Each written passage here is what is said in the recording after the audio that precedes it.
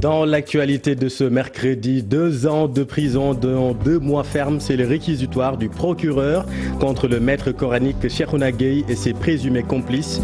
Un procès sous haute tension, le tribunal a été assiégé par des soutiens des mises en cause venus réclamer la libération du maître coranique. Le tribunal de Louga complètement vandalisé, vous le verrez. Les explications du directeur général de la Sénélec ne calment pas les ardeurs de la société civile. La hausse du prix de l'électricité est inacceptable selon ces mouvements citoyens. Selon eux, l'État dispose suffisamment de ressources pour épargner les populations d'une augmentation du prix de l'électricité. La Guinée-Bissau aura un nouveau président. José Mario Vaz, le président sortant, est écarté du second tour.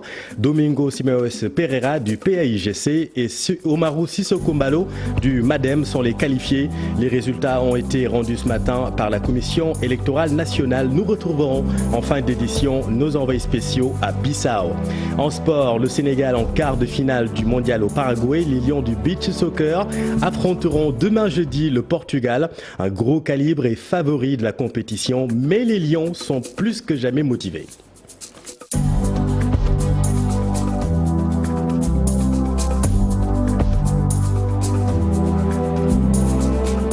Portes enfoncées, des vitres cassées, des tessons qui jonchent le vestibule du tribunal de Louga. La tension était à son comble ce matin suite au réquisitoire du procureur contre le maître coranique et ses co-accusés, jugés pour avoir mis des entraves à des enfants talibés. Le procureur a requis 2 ans de prison, dont 2 mois fermes. Le délibéré est prévu le 4 décembre prochain, mais la tension a été vive lors du procès des maîtres coraniques et sympathisants venus d'un peu partout ont assiégé le tribunal pour demander la libération de Khadim Gueye et compagnie. Les dégâts sont importants au tribunal de Louga.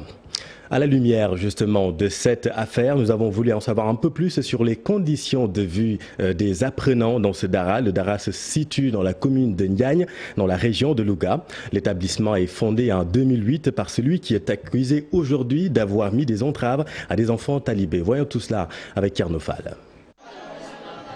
Nous sommes au Dara Mistahul Mina de Ndiagne. Ce temple du savoir situé à 500 mètres de la ville a été fondé par le jeune maître coranique Cheikhouna Gueye di Khadim. Fii barabu alquran la di daara sun mbokkum taalibe moom nga xam ne moom la ñëpp dégg nattu bi dal ci kawam di ko masawu mi ngi jànge ci njaareem ci daara Serigne Moustapha Gueye di waajur ci moom bi mu ko gërëmee nag mu indi ko fii ci Ndiagne bi mu koy sanc ay sàkkin ma ko waroon waaye ci ak njàmbaaram ak pas-pasam ci la wut ay tappaati seng tappaat ko ba mu àgg mu takk fi ay néegam booba lotissé guñ ko waaye léegi lotissé nañ ko ba génneel ko fi ay pàkkam li mu bëgg mooy bu ko yàlla mayee jàmm ak tawféex moom moo koy tabaxal boppam. Ici, on compte plus de 200 talibés venus de divers horizons pour y apprendre le Saint-Coran. te macha allah yaakaar naa résultats yi gis ngeen ko gis ngeen li ñu bind ci ay kaamil ci mbindum loxo gis ngeen aliou yi nga xam ne ñoom ñi bind ñi jàng moom la ñuy bind ci seen bopp di ko bindal seen bopp kon loolu wan na ne daara ju am résultat la ñii fi nekk di ay mag nga xam ne fi lañ jànge ba wëlbati ko di fi jàngalewaat xam naa ci ñaari ñoo xam ne kenn ku nekk bi nga taawloo sëriñ bi nga ko tudde. Ces enfants sont logés, nourris et soignés gratuitement par le maître coranique qui prend en charge tous les frais. lu mat fukki daara ak ñett ñu ngi ci biir dëkk bi waaye benn daara bu fi jàngale di fi fayee ko amut fii am na fi nit ñoo xamante ne si nii ñaar téeméer wuñ dépassé sax amuñ ko kooku mënoo koo laaj juróom benn junni bu mu lay far weer kon day mel ne ndimbal la ci askan wi. dëkk bi ñu dëkk bi di Njaañ mën naa wax ne kër gu ne daara la ndax kër goo fi dugg donga boo ko neexee raxasu ku lekk kon donga moom dafa tumuranke faj mi it sëñ daara bi moo koy def. Malgré l'arrestation du maître des lieux, à savoir Serigne Khadim, cité dans une triste affaire de maltraitance d'enfants, sur place, nous avons trouvé des jeunes très motivés, formés par ce dernier qui assure convenablement l'éducation des enfants. Voilà, rappelons que le délibéré de cette affaire est prévu le 4 décembre prochain. Merci Thierno. Venons-en maintenant à cette marche pour s'insurger contre la hausse du prix de l'électricité. C'est une initiative de 5 organisations citoyennes comme dont Frappe, France Dégage, Gilets Rouges, Forum Social, etc. Elles demandent aux Sénégalais de refuser cette hausse pour les activistes.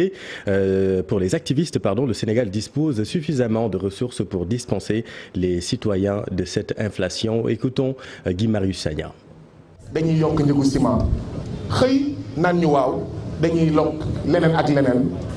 Le prix du ciment a connu une hausse. Aujourd'hui, c'est l'électricité qui prend le relais. Mais sachez que nous ne l'accepterons pas. Dans un pays où l'on parle chaque jour de scandales financiers à hauteur de 94 milliards, 29 milliards, 6 000 milliards ou encore 5 milliards, cela montre que le Sénégal ne manque pas de ressources financières. La Sénélec nous dit qu'il y aura des ménages qui ne seront pas concernés par cette hausse. Moi, je réponds que c'est de la poudre aux yeux. Je peux vous garantir une chose, nous serons tous concernés par cette hausse du prix de l'électricité. Voilà, Guy Marius Sagna, interrogé par nos confrères d'IGFM.sn. Les populations de la commune de Ndangalma étaient dans la rue. Elles ont protesté contre les coupures d'eau récurrentes, la mauvaise qualité de l'eau du forage. Elles ont d'ailleurs décidé de ne plus payer la facture si une solution n'est pas trouvée à ce problème. Babacar Diouf et Ndongonjaï. Un seul mot à la bouche, Aquatec dégage. Les populations de la commune de Ndangalma ne veulent plus des services du fermier qui a repris une partie des forages de la région de Diourbel. Les populations de la commune sont confrontées à d'énormes problèmes, tels que manque d'eau notoire. Les villages, il y a certains villages où on ne trouve même pas d'eau. Donc il y a un manque de notoire dans tous les villages, voire même une absence totale dans certains villages comme Dadak Taleng et Kergalo pour ne dire que c'est là. Ensuite, il y a coupure d'eau due parfois au non-paiement des factures d'électricité des forages ou même quand une batterie est en panne. Il y a aussi la mauvaise qualité de l'eau. Comme le disait tout à l'heure mon prédécesseur en Wolof, il y a du calcaire dans l'eau. Dans cette commune, les populations sont décidées. Elles ne veulent plus payer les factures tant que cette situation. Nous nous sommes levés pour dire non à cette arnaque, si je peux le dire, ou bien à cet amateurisme de l'Aquatec. Raison pour laquelle on a décidé, à partir de maintenant, de ne plus payer les factures d'électricité d'eau, même de ne pas accepter les releveurs d'entrée chez nous. Dans une marche autorisée encadrée par les éléments de la gendarmerie de Bambey, les habitants des villages de Ndangalma, sous la conduite de leur chef de village, ont bloqué la route nationale numéro 3 pendant de bonnes heures. Merci Babacar. Et puis retour à Dakar suite aux affrontements entre les travailleurs du centre des œuvres universitaires de Dakar et les étudiants pour exiger l'affection des chambres universitaires. Le directeur général du COUD, Abdoulaye Sow, a réagi. Il soutient que ces tensions ont été réglées et que les travailleurs et étudiants ont fumé le calumet de la paix. Le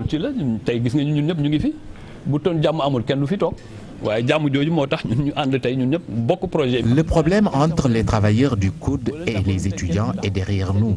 Nous voilà tous réunis aujourd'hui. Il faut reconnaître que gérer le campus social n'est pas du tout chose aisée. Les travailleurs et les étudiants sont actuellement en pourparlers. Je suis le directeur, certes, mais je ne peux pas gérer tout seul cette université. C'est très normal qu'il y ait conflit parfois.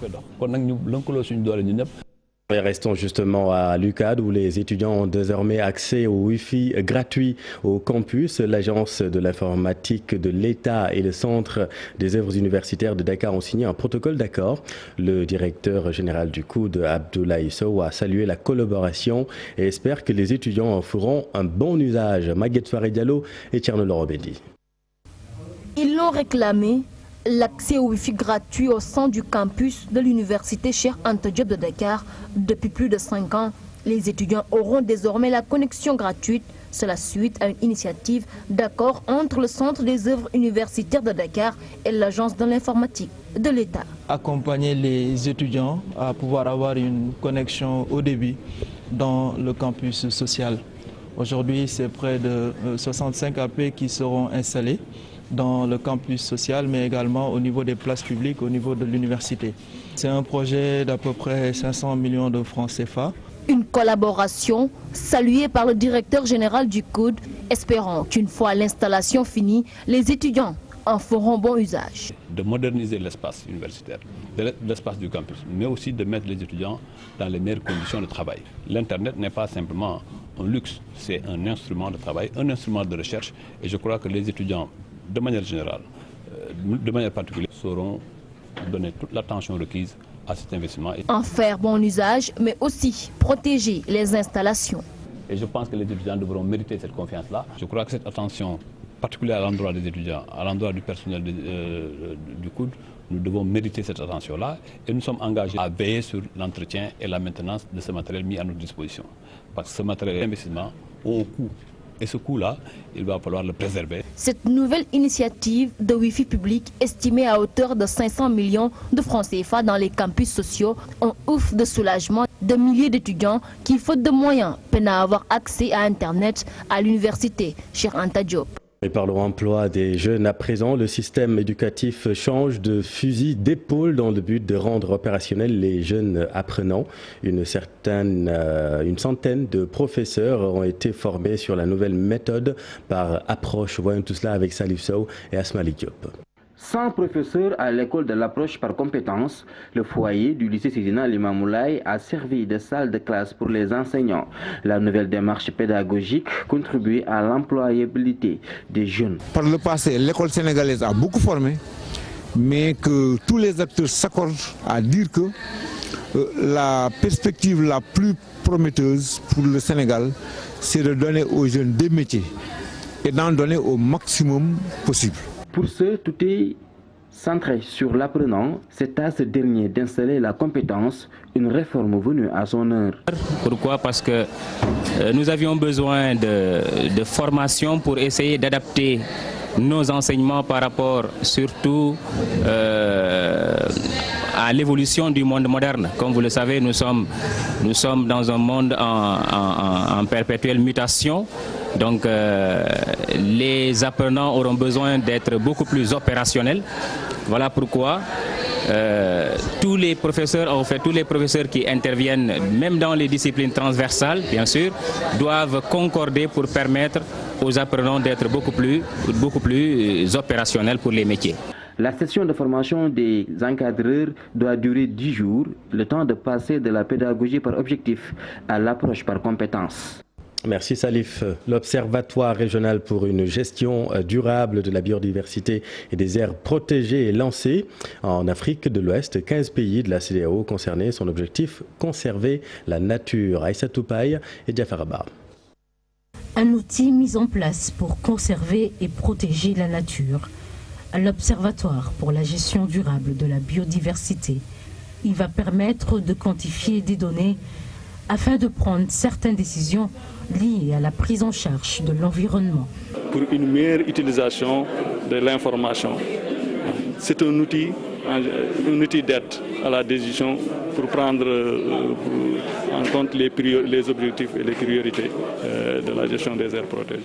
L'idée derrière, c'est de pouvoir permettre à ceux qui décident de prendre des décisions informées sur la base de données et d'informations fiables, notamment sur les aires protégées et la biodiversité.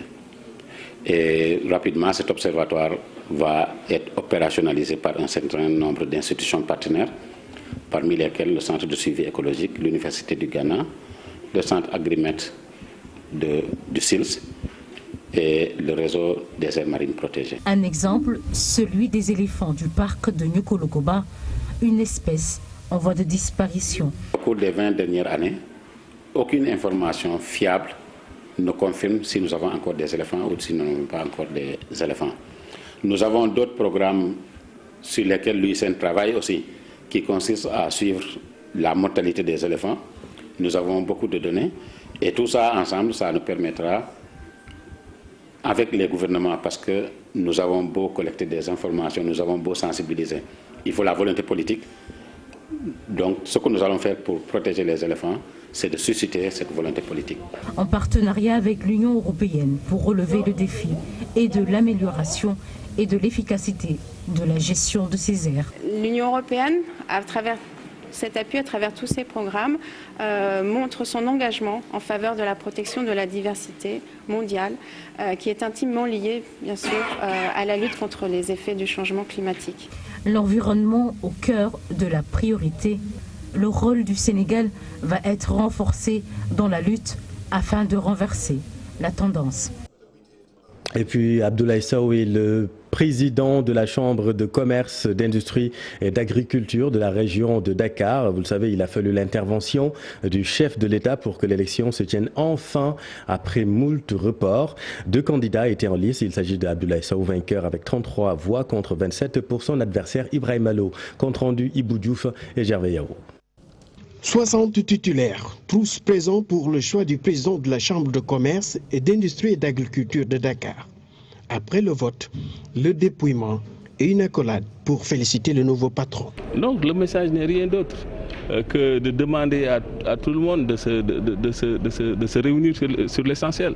L'essentiel, c'est que nous sommes interpellés sur beaucoup de choses. Nous, en tant qu'institution, on doit essayer de réunir les gens, de les informer pour quand même que le secteur puisse capter davantage ces opportunités. Une ambiance fraternelle, loin de la contestation. Élus et opérateurs économiques listent les urgences d'une chambre de commerce qui a connu beaucoup de bruit. Nous avons vécu un temps où il y avait beaucoup de divergences, beaucoup de problématiques, beaucoup de détails. Mais aujourd'hui, la chambre elle-même s'est réunifiée dans la démocratie. Donc aujourd'hui, nous pouvons nous réjouir nous tous de cette situation que nous venons de vivre. Nous avons élu un président qui s'appelle Abdoulaye Sow. Et c'est maintenant que le travail doit commencer avec les projets. Il en a identifié des axes les plus importants, c'est le centre, le marché d'intérêt national, c'est la gare des gros porteurs, c'est le futur siège de la Chambre de commerce. Et tout cela démontre qu'il y a un chantier très vaste. Après la campagne et l'élection du président, la Chambre de commerce veut redorer le blason d'une institution économique phare. Il y a beaucoup de choses qu'on peut dire à ce niveau, parce que le secteur privé sénégalais est un peu diversifié. Et notre rôle quand même, c'est essayer de travailler pour les réunir. Comment relancer les activités de la CCIAD? L'objectif est de retrouver cette Chambre nationale de commerce, d'industrie et d'agriculture très présente dans la sphère économique.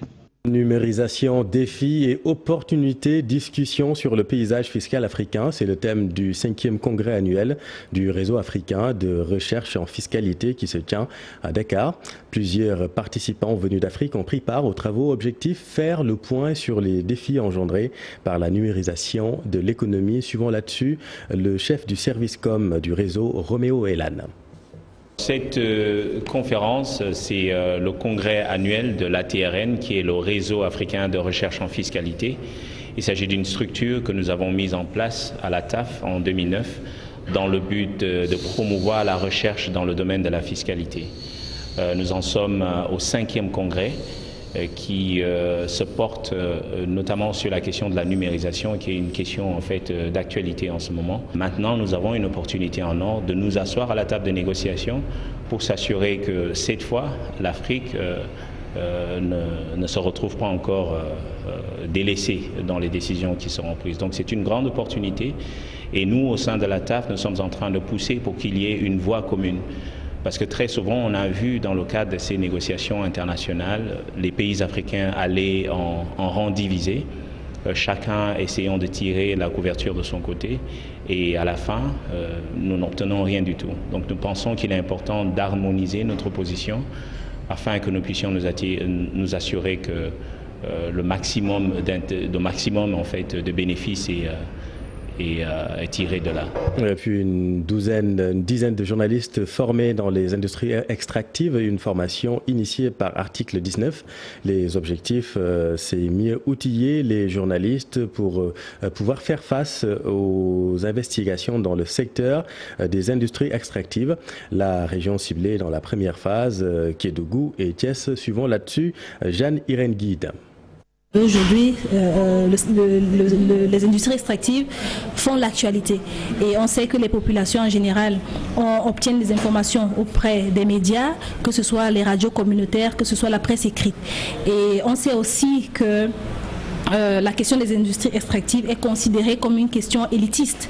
Et donc on a pensé qu'il serait bien de former les journalistes pour qu'ils maîtrisent mieux la question des industries extractives pour pouvoir en parler en toute aisance. Nous avons pensé qu'il serait bon de commencer par une zone pilote.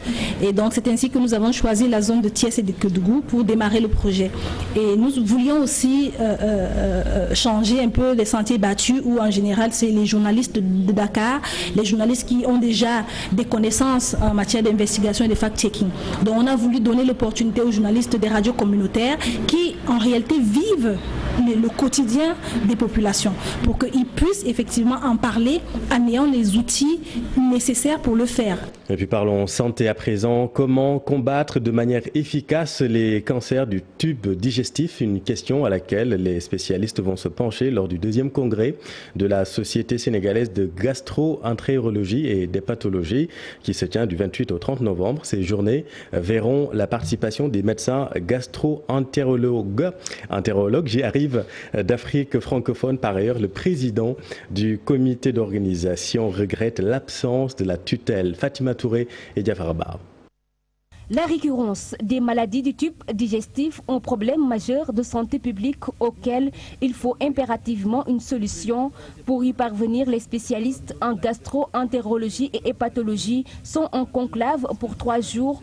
Objectif, renforcer la formation continue des médecins avec la participation des autres pays africains et maghrébins. Dans nos pays, le problème c'est le coût. Parce que le cancer, pour faire le diagnostic, pour faire le bilan d'extension, pour faire le traitement et le suivi après traitement, tout ça a un coût extrêmement important.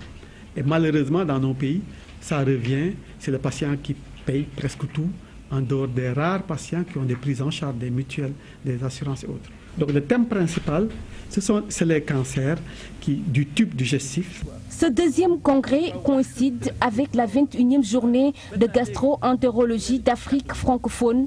Plusieurs autres sujets sont également en toile de fond. En dehors de ce thème principal, il y a des thèmes aussi qui intéressent les gens. Il y a le reflux gastro-œsophagien qui est là, donc il y aura un symposium sur le reflux gastro-œsophagien. Il y a aussi la dyspepsie. La dyspepsie, vulgairement, ça veut dire une mauvaise digestion. Les gens qui mangent un tout petit peu et qui ont le ventre rempli, ou bien quand ils mangent, toute la journée, ils n'ont plus envie de manger.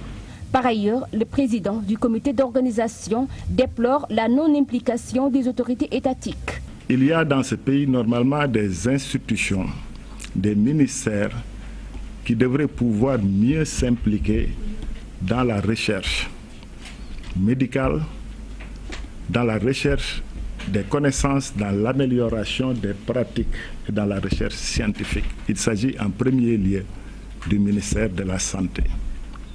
En deuxième lieu, du ministère de l'Enseignement supérieur. Plus de 300 participants sont attendus lors de ces journées. Le thème principal, les cancers du tube digestif dont la prise en charge fait défaut au Sénégal. Les acteurs plaident une augmentation du nombre de médecins spécialisés dans ce domaine. Merci Fatima, gastro-entérologue, vous le dites mieux que moi. Bravo. Sur l'international, la Commission électorale nationale a rendu ce matin les résultats de la présidentielle en Guinée-Bissau. Il faudra un 2e tour pour départager les 2 candidats arrivés en tête, Domingo Simeoes Pereira du PAIGC et Umaru Sissoko Embalo du MADEM. Dans la classe politique, les tractations ont déjà commencé, nous dit Barkaba, que nous retrouvons à Bissau. Devant une forêt de micros que le président de la Commission électorale nationale de Guinée-Bissau a proclamé les résultats de l'élection présidentielle en Guinée. Il y aura bel et bien un second tour. Domingo Simeoes Pereira est largement arrivé en tête avec 40% des voix. Le candidat du PAIGC, parti fondé par Amilcar Cabral et au pouvoir à Bissau, a déjà commencé à nouer des alliances en vue du second tour. Le principal challenger de DSP au second tour sera Umaru Sissoko Embalo, arrivé 2e avec un score de 27%. Une des révélations de la campagne, Sissoko Embalo confirme la bonne percée de sa formation politique aux législatives. Le MADEM, une dissidence du PAIGC. Quant à Nuno Nabiam, soutenu par le PRS, parti de l'ancien président Kumbayala, il arrive 3e avec 13% des voix. Par contre, la chute est lourde pour le président sortant José Mario Vaz, qui ne finit que 4e avec seulement 12% des voix. Dimanche 29 décembre, les Bissau-Guinéens vont donc retourner dans les urnes pour départager le candidat du PAIGC DSP et Oumar Sissoko Mbalo, candidat du MADEM. Avec, dans le rôle de faiseur de roi, le président sortant, José Mario Vaz et Nuno Nabiam. Merci Barka, que nous retrouverons bien évidemment dans nos prochaines éditions avec Khalil Ndiaye.